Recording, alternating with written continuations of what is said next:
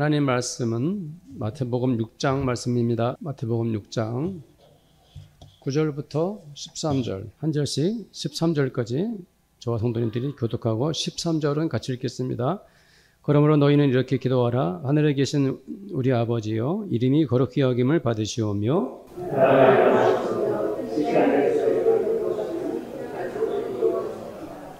오늘 우리에게 일용할 양식을 주시옵고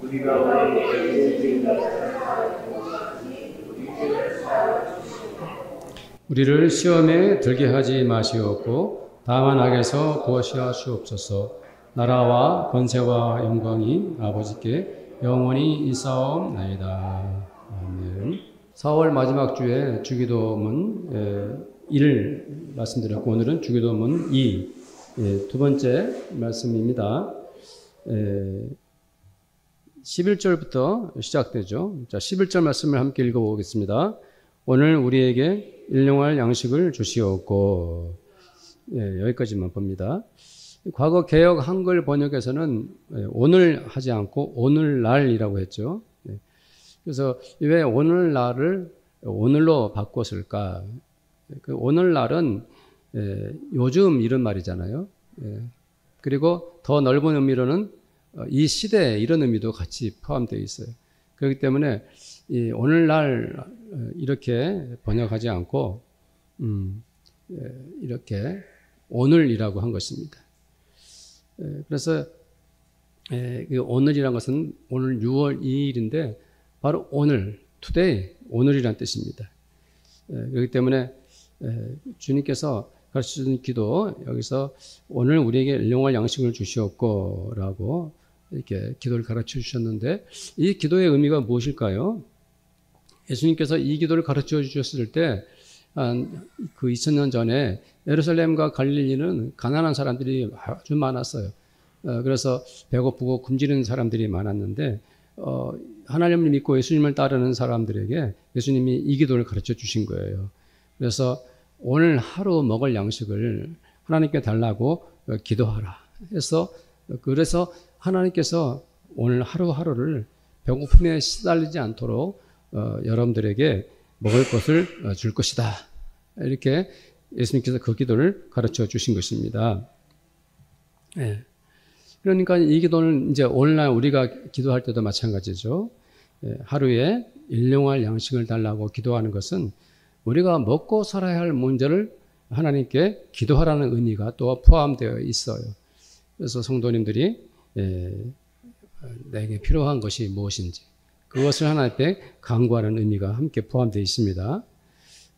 또 이 기도에 다른 의미가 있는데요. 그것은 뭐냐 하면은 오늘 우리에게 필요한 양식을 구하라고 그랬죠. 오늘 우리에게 필요한 양식. 그 말은 뭐냐면은 지나치게 탐욕을 부리지 말아라 하는 의미가 함께 포함이 되어 있는 것입니다. 하루 먹을 것 양식 말고 너무 많은 것을 구하는 것은 결국 하나님께 감사하기보다는 자기 탐욕에 빠지기 쉬운 거죠. 마치 광야에서 이스라엘 백성들에게 메추라기를 주실 때 더 많은 것을 얻으려고 욕심을 부렸던 것들이 다 썩어서 먹을 수 없게 된 것처럼 하나님께서는 우리들에게 일용할 양식을 구하라 말씀하고 계신 거예요. 그러므로 이 기도는 가난한 사람들에게는 하루에 필요한 양식을 하나님께서 주시기 때문에 일용할 양식을 달라고 기도하라는 의미고 부자들에게는 탐욕을 부리지 말고 하루에 필요한 것만을 먹고 살라는 의미를 함께 포함하고 있는 것입니다. 물론 부자들이 돈을 벌 수 없는 것인가? 이건 말도 안 되는 얘기죠. 경제활동을 통해서 돈을 벌고 저축을 하는 것은 죄가 아닙니다. 열심히 경제활동을 해서 부를 갖는 것은 자연스럽고 당연한 것이죠. 다만 탐욕은 죄입니다. 사람보다 돈을 사랑하고 하나님보다 돈에 지나치게 욕심을 부리는 것은 분명히 죄입니다. 그것을 분명히 우리는 알고서 늘 이 기도를 드려야 하는 것입니다. 그 다음에 어떤 기도를 말씀해 주셨냐면은 12절 말씀을 한번 읽어봅시다. 시작. 우리가 우리에게 죄 지은 자를 사하여 준 것 같이 우리의 죄를 사하여 주시옵고. 아멘. 기독교는 용서의 신앙입니다. 우리 주님이 우리 죄를 용서하시기 위해서 단지 그 목적으로 세상에 오셨고 또 십자가에 죽기까지 하셨습니다. 우리를 용서하기 위해서. 그렇죠? 굉장히 중요한 거죠. 하나님께서 우리를 용서하지 않으셨다면 우리는 이 세상에서 아직 죄인으로 살면서 모든 악을 행하고 사람들을 미워하고 증오하면서 살았을 것입니다. 그렇죠? 네. 왜? 우리가 무엇을 못 받았습니까? 용서를 못 받았으니까. 우리가 용서를 받았기 때문에 우리는 용서받은 죄인이 된 것입니다. 아니, 적극적으로 말해야겠죠. 우리는 용서받은 하나님의 아들, 딸들이 된 것입니다. 그래서 이렇게 살아가고 있어요. 예.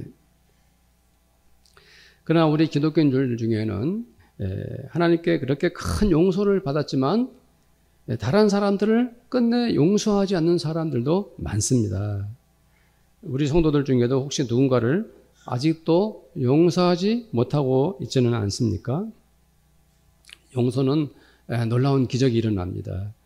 용서는 사람들이 살아가면서 경험하는 아주 신비로운 것이죠. 네. 왜 용서가 기적을 일으킵니까? 왜 용서하는데 신비로운 일이 우리에게 일어납니까? 베드로나 다른 제자들이 아주 평범한 사람이었어요.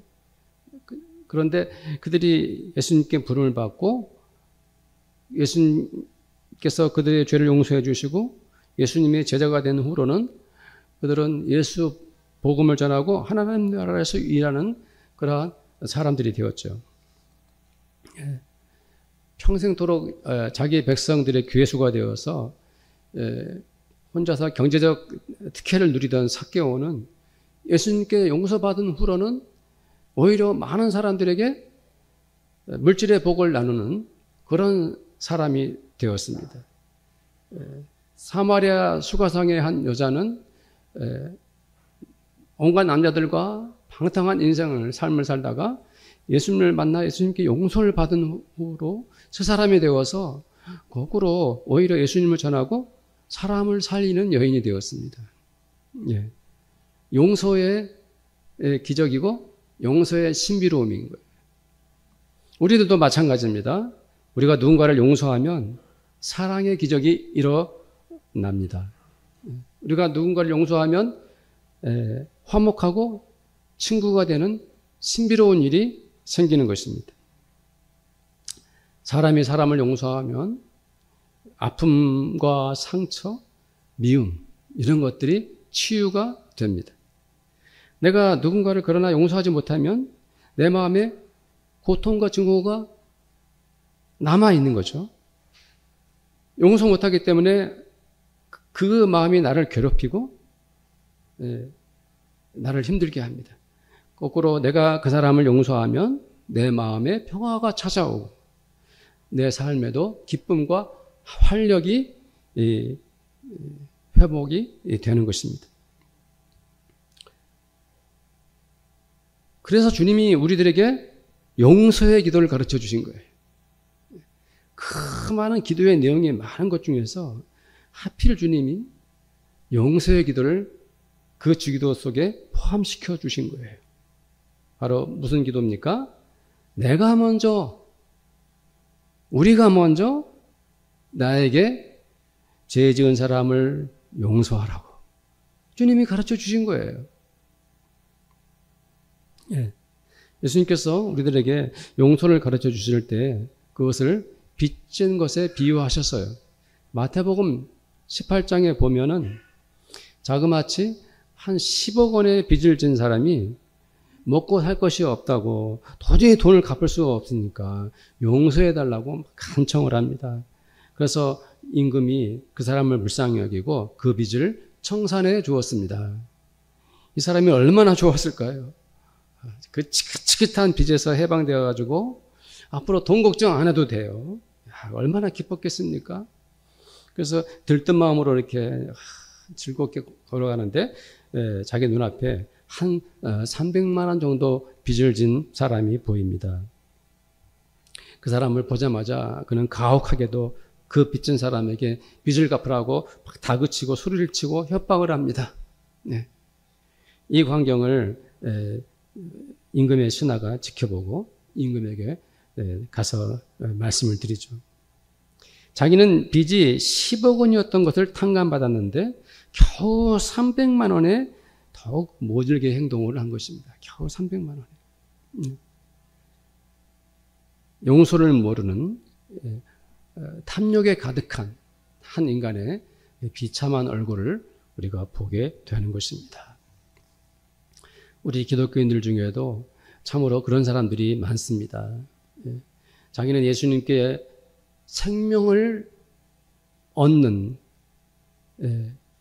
구원을 받는 용서를 받았음에도 불구하고 남들에게는 거꾸로 용서하지 않고 살아가는 것이죠.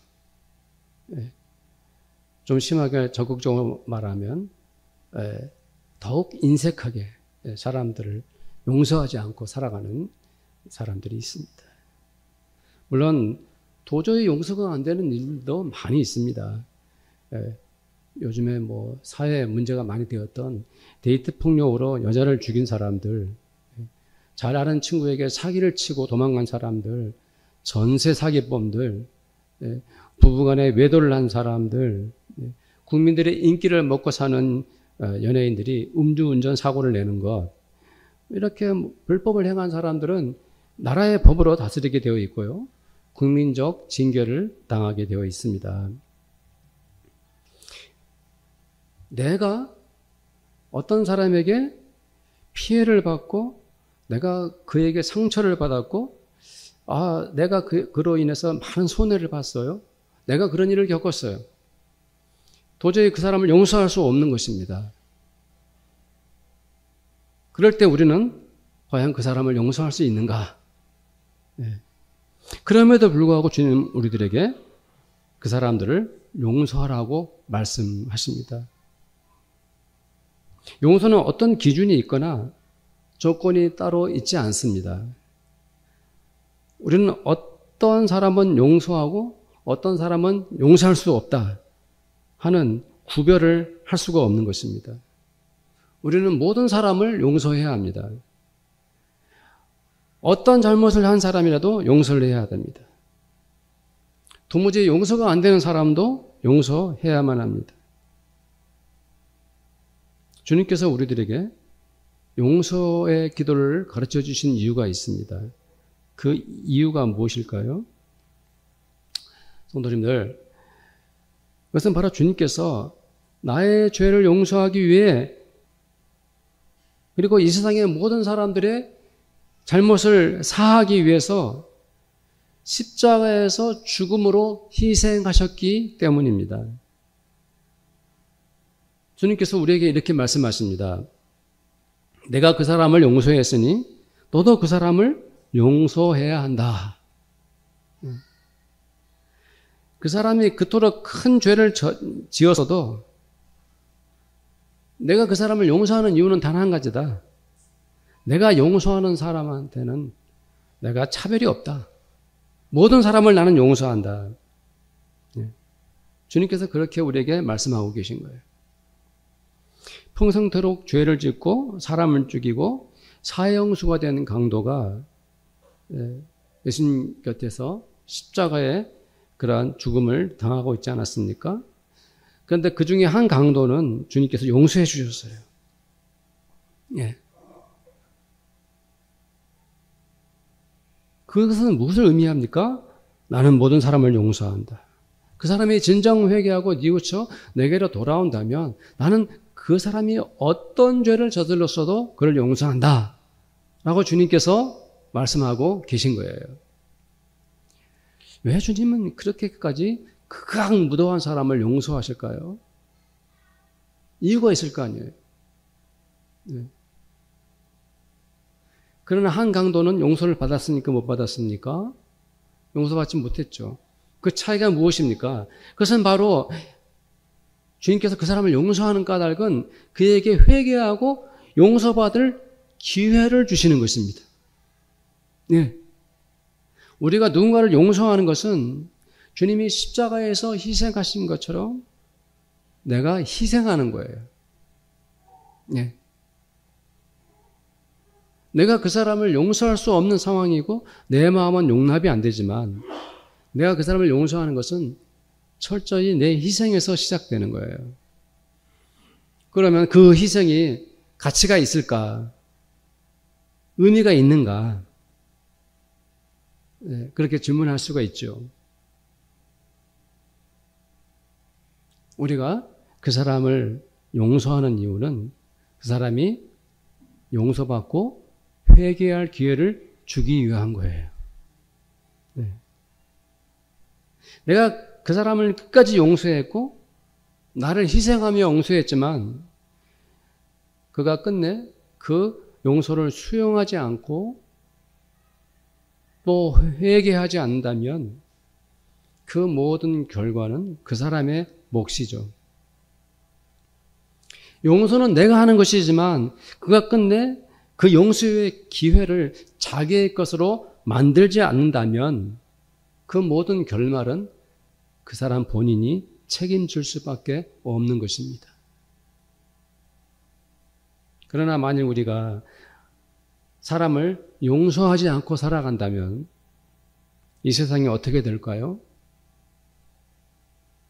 용서가 없는 세상, 어떤 세상입니까? 파멸과 증오, 그리고 그 마지막은 지독한 비극만 남아요. 네. 교회 안에서도 서로를 용서하지 못하고 그 공동체가 아픔과 상처로 가득한 그런 경우들도 많습니다. 직장 생활을 하면서 그 사람이 용서가 안 돼서 회사에서 큰 스트레스를 받아야 합니다. 우리는 인간관계를 하면서도 그 사람을 용서할 수 없어서 늘 마음에 큰 부담을 가지고 살아갑니다. 심지어 같은 가족끼리도 마음의 용서가 안 돼서 서로 미워합니다. 얼마나 괴롭겠습니까? 사랑하는 성도님들, 용서는 훈련하는 거예요. 저절로 되는 것이 아닙니다. 용서가 안 되면 다시 용서하고 또 용서를 시도해야 합니다.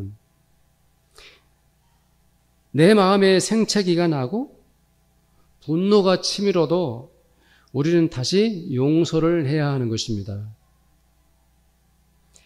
마음에는 도저히 용서가 안 되어도 내 입으로는 용서를 계속 말해야 합니다.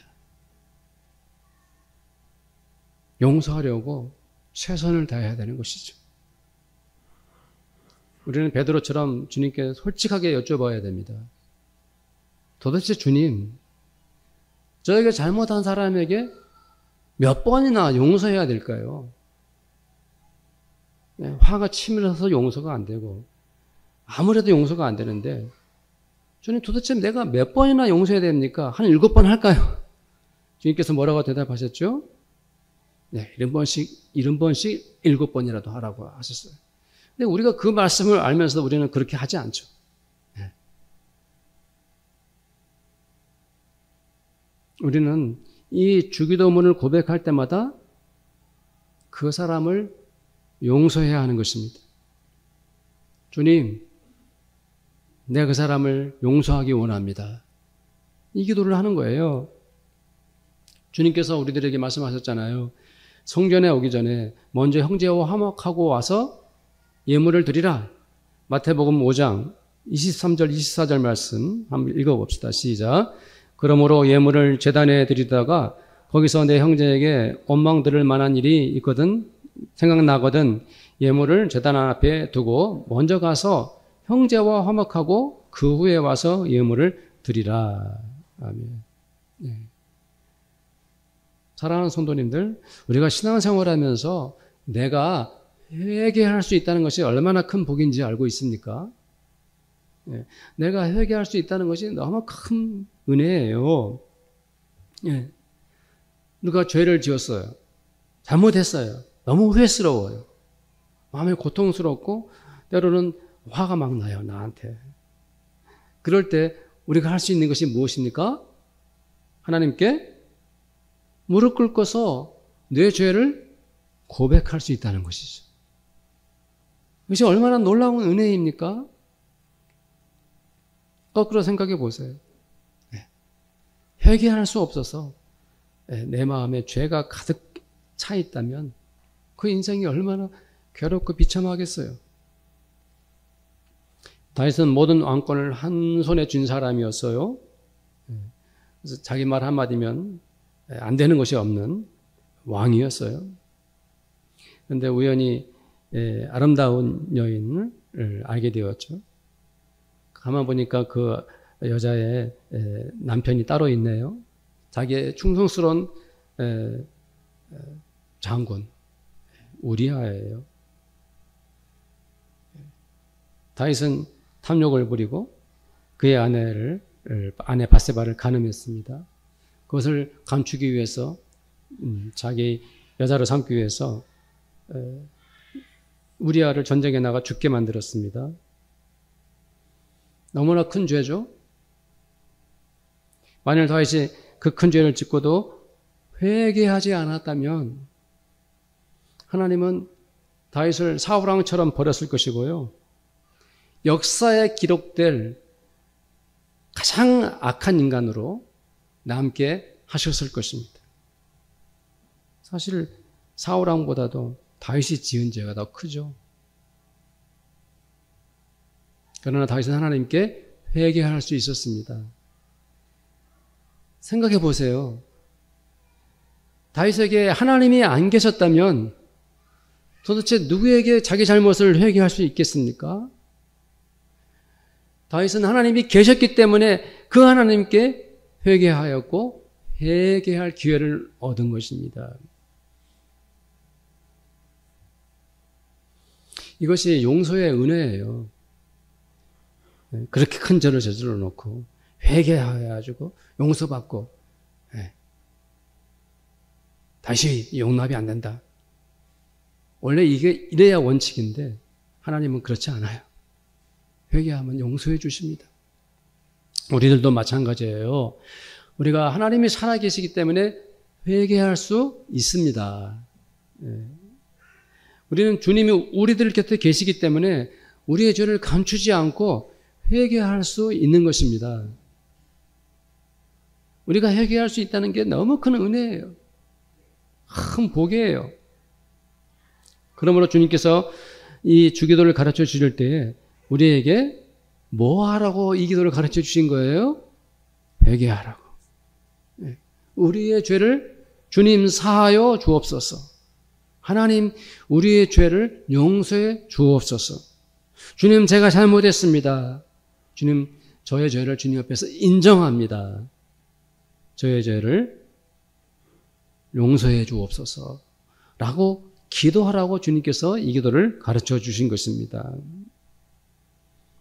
사랑하는 성도님들, 주기도를 드릴 때마다 용서의 은혜가 있기를 바랍니다. 내가 나에게 죄 지은 자를 먼저 뭐하고? 용서할 수 있어야 하고 그 기도를 드려야 되는 것이고 또한 우리 주님께 나의 죄를 고백하고 울며 회개하는 성도님들이 되시기를 축복합니다. 그리고 우리를 시험에 들게 하지 마시옵고 그랬죠.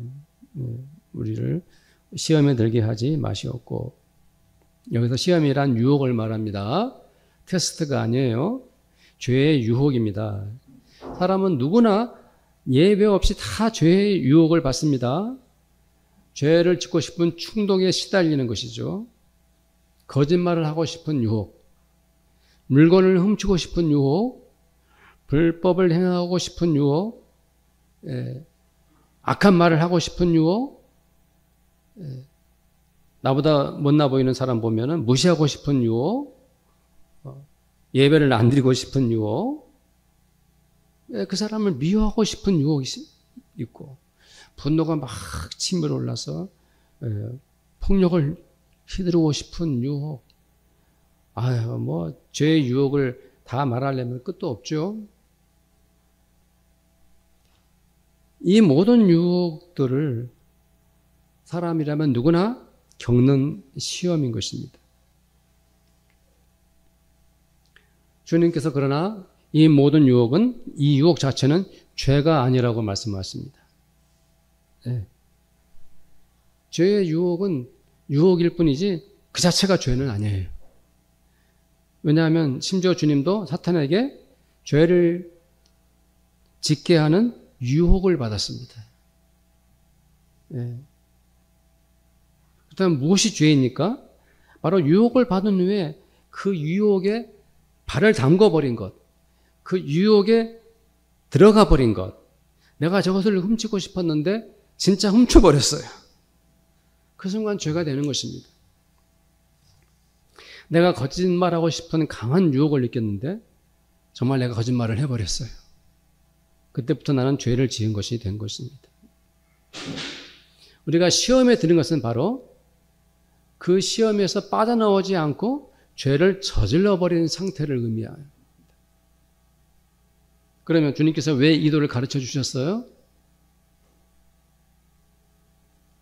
우리를 시험에 들게 하지 마시옵고, 우리가 이 기도를 드릴 때마다 유혹에 들지 않으려는 훈련을 받고 있는 거예요.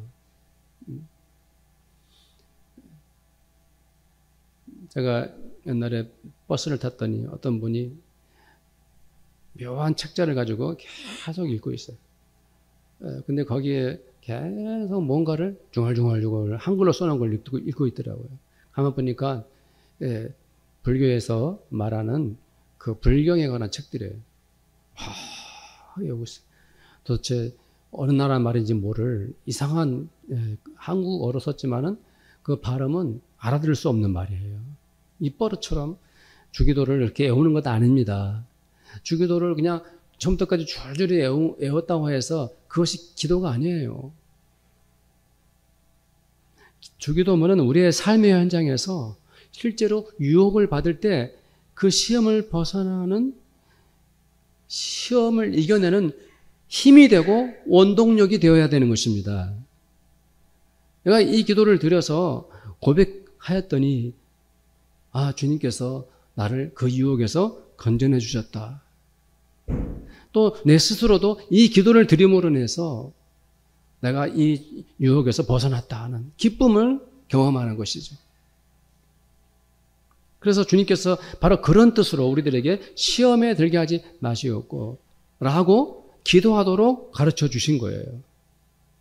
네. 다음에 다만 악에서 구하소서. 만약 우리가 유혹에 빠져서 죄를 저질렀다면 우리는 그 순간에 악의 늪에 빠져버리게 됩니다. 예. 더러운 시궁창에 내 발을 담근 거고 내 손을 거기다가 더러운 시궁창을 만져버린 거예요. 이미 나는 더러워진 겁니다. 유혹을 못 이기고 범죄하는 순간 우리는 한꺼번에 악의 함정에 처박히게 됩니다. 심각한 상황에 이르게 되는 거죠. 악의 소굴에는 누가 기다리고 있습니까? 사탄이 기다리고 있습니다. 내가 한번 거짓말을 하면 우리는 사탄에게 그 순간 사로잡힙니다. 그리고 나서 그 거짓말을 또 막아내기 위해서 또 다른 거짓말을 하게 됩니다. 또 그 거짓말이 많은 사람들에게 고통과 상처를 줍니다. 나중에는 결국 자기마저 파멸의 나락으로 떨어지고 마는 것이죠. 이게 바로 뭡니까? 악에 빠진 사람들의 비참한 모습인 거예요. 위험한 모습인 거예요. 죄가 그렇게 무서운 것입니다. 악의 주인은 사탄입니다. 악의 동굴에는 마귀가 기다리고 있습니다. 사탄이나 마귀는 동일한 존재인데 이름만 바꿔서 말씀드린 거예요. 그토록 악하고 더러운 마귀는 자기의 손으로 그 많은 사람들을 악의 노예로 삼아버립니다. 옳거니 너 들어왔구나 하고 그를 계속해서 자기의 노예로 삼아서 더 많은 죄를 짓게 하는 거죠. 악에 빠지는 건 무섭고 위험한 일이에요. 주님은 우리들에게 그 악의 구렁텅이에서 구원해 주시는 분이세요. 우리들이 죄의 유혹에서 벗어나서 죄를 짓지 않고 하나님의 뜻에 순종하면 우리들은 놀랍게도 하나님의 거룩한 품에 안기게 되는 것입니다. 죄를 짓지 않고 하나님의 뜻에 순종했더니 사랑스러운 나의 아들아 나의 딸아 참 애썼다. 죄의 유혹을 이기고 그렇게 악에서 벗어났으니 이제 내 품에 안겨라. 주님이 그렇게 하시는 거예요. 악에서 구원받은 우리들은 하나님의 사랑의 손에 이끌리게 되는 것이죠. 사랑하는 성도님들, 우리 주님께서 가르쳐 주신 이 기도로 신앙의 무장을 하시기 바랍니다. 우리가 이 주기도를 고백할 때마다 모든 시험과 유혹을 이겨내고 악에서 구원받아 우리 주 예수님께 사랑을 받고 은혜 받는 성도님들이 되시기를 저는 간절히 바랍니다.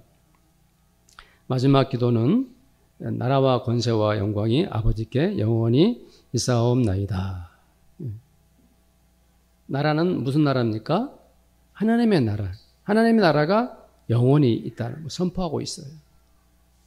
이 주기도는 하나님 나라 백성들이 하나님 나라에서 고백하는 기도예요. 그래서 이 기도가 하나님 나라에서 영원히 우리들과 함께 있는 거예요.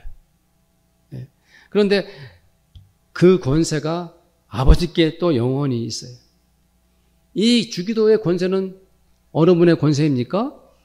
우리 주 예수님 하나님 아버지의 성령님의 권세인 거예요. 그래서 우리가 단순히 중얼중얼 애우듯이 그렇게 기도하는 것이 아니라 이 기도를 하나님과 소통하며 성령의 은혜 가운데서 주기도를 드려야 되는 것이고 그때 주님의 권세가 그 기도의 능력이 기도하는 성도에게 임하는 것이에요. 그리고 영광이 아버지께 영원히 있사옵나이다.